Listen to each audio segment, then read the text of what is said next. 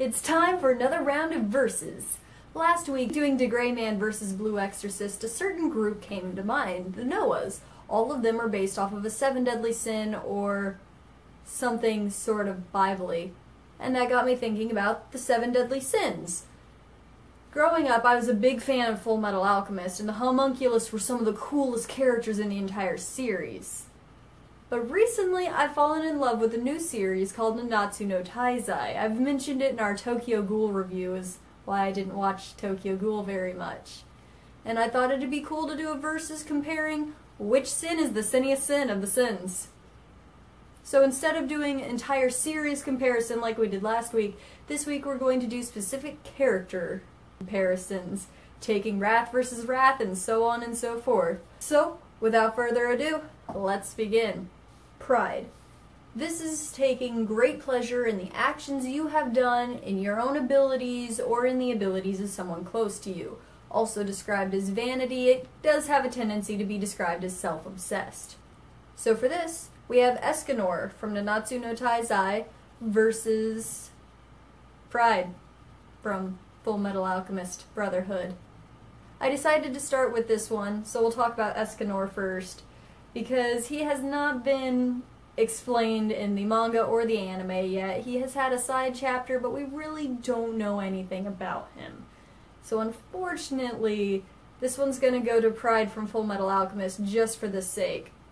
But I am still going to talk about him, so don't worry about it. When Pride is introduced, he seems to be a small child, very innocent, a little bit more serious than most kids, but still a child. And then you discover he's kind of creepy. Once he's revealed as a homunculus, you see him whispering secrets to the others through his crazy shadows. And he has no respect for humanity, greatly disliking them, although he did seem to take care to his adopted mother. And he doesn't even seem to care about his teammates. It is all about him. Whenever the tide of battle starts to go wrong, he gets completely baffled. How could I fail? What is wrong with me? No, nothing's wrong with me. There must be something wrong with you. And it's that makes him such a strong, well-developed version of Pride. So this one goes to Fullmetal Alchemist Brotherhood. That was a free point, basically, which is kind of a shame. Lust is a very strong sexual desire. Simply put, there isn't actual... It has to be about physical contact or anything about that. It just has to be a strong sexual desire for something. That being said, we have Gauther from Nanatsu no Taizai versus Lust from Fullmetal Alchemist Brotherhood. Nanatsu no Taizai's Gauther doesn't seem like the lusty type. They even poke at fun at the fact that he's lust. Over the course of the series of the anime, you really don't know much about why he was classified as this. In the manga, however, you get a nice little clip that he doesn't understand what love is, and thus he lusts after what is love, what is knowledge. Everything to Gauther is something to go after, something for him to understand and process. Which can actually get quite scary, since he doesn't have the moral balance to be able to tell him, oh no, this is bad. He just goes out and does it.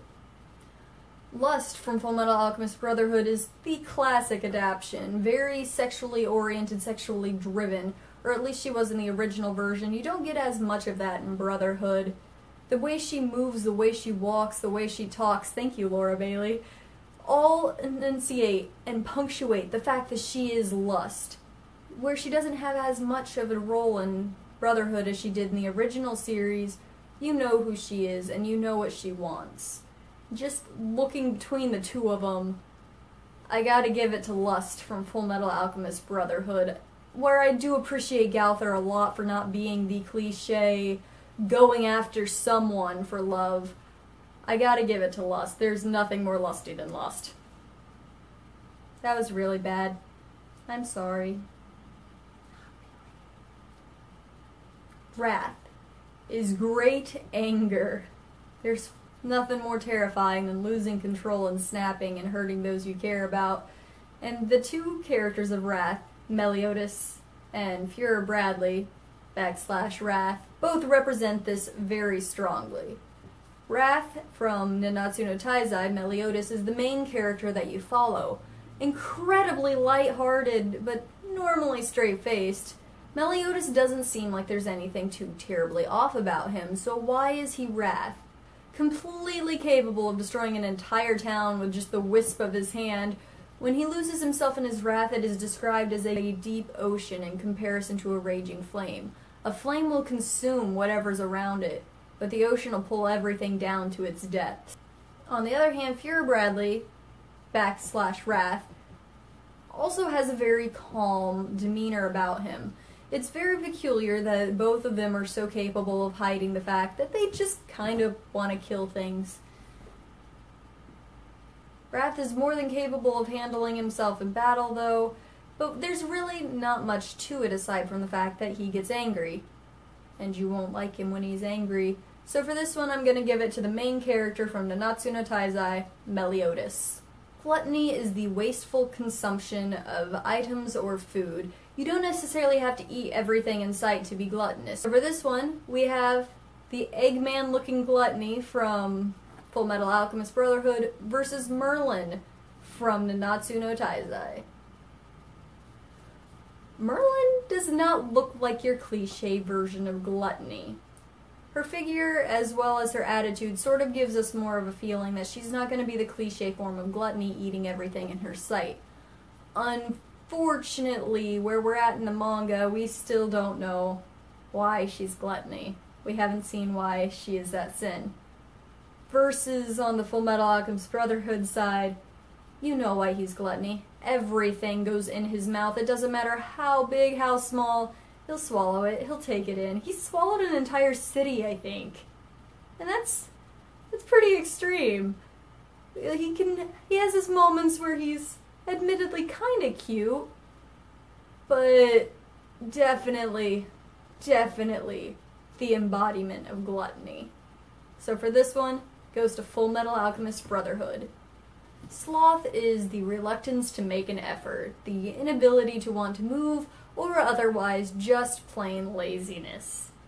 The Fairy King, Harlequin, from Nanatsu no Taizai embodies this quite well. His main weapon, what he uses to defeat his enemies, is often seen being carried around as a simple pillow, which he rests his head upon and lazily goes and does whatever chores Meliodas has asked him to do. Even in a serious fight, we know King is a character that is very well relied upon. He is incredibly powerful, but he kind of just lazily leans against his lance, and most of his battles he fights standing completely still, not even looking like he's making an effort. Versus Sloth from Fullmetal Alchemist Brotherhood, a giant titan, almost comparable to the Hulk in all honesty, willing to destroy anything in his path. And his only downside is if he overexerts himself, he kinda sorta just dies. And there's really not that much to say about him. So I'm gonna give it to the bedhead, doesn't really look like he cares what he's wearing, lazily leaning on his weapon, Harlequin King from Nanatsu no Taizai. Envy is the longing for somebody else's things, either a certain quality they have, an item they have, or even what's around them. So now we have Envy versus Diane. Diane from Nanatsu no Taizai is a giantess, and the quality she seems to envy the most is humans' small, tiny size. She wishes she was their size, as well as Elizabeth's affections for Meliodas, which she wishes she had.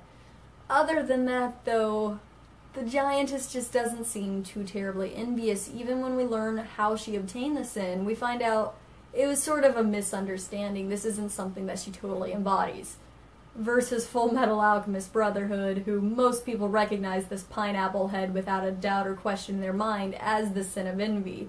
Hating humans but loving them, Envy has no idea what to feel and is totally lost in his own envy. Her own envy. Totally thought it was a girl, but Envy's a guy. It's this envy that both drives him to attack the characters as well as forces him away from them. This balance that Envy has is wonderfully represented through Fullmetal Alchemist Brotherhood, and without a doubt, this one goes to Envy. Alright, so if you're doing the math, you know that there's absolutely no way that Nanatsu no Taizai can pull ahead of Fullmetal Alchemist Brotherhood. But we still have one more sin to talk about. And it happens to be the one I really considered having them tie.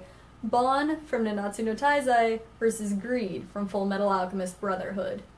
I really considered having these guys tie. For one, look at their fashion sense. Something about them is similar. They're both incredibly charismatic and interesting individuals that you actually care about their journey. They both rely on their friends more than they'd let other people believe. So where's the difference? What's the line between the two of them? Bon grew up alone, and the only thing he knew how to do was steal. His very power is to actually take anything that he wants from somebody just by holding his hand out, which is kind of a cool power to have. He's also capable of stealing other people's strength. And Greed's abilities allow him to completely encase himself in a carbon compound so hard that it's considered the ultimate defense. So, despite the fact these are both very similar characters, I have to give it to Bon largely because everything that I love about Greed is because of Ling. It's the second incarnation of Greed that I like, not necessarily the first, which was without a doubt the full-bodied figure of it. So I'm going to go ahead and give this to Bon from Nanatsu no Taizai. Not like it changes anything though, because Fullmetal Alchemist Brotherhood totally won today.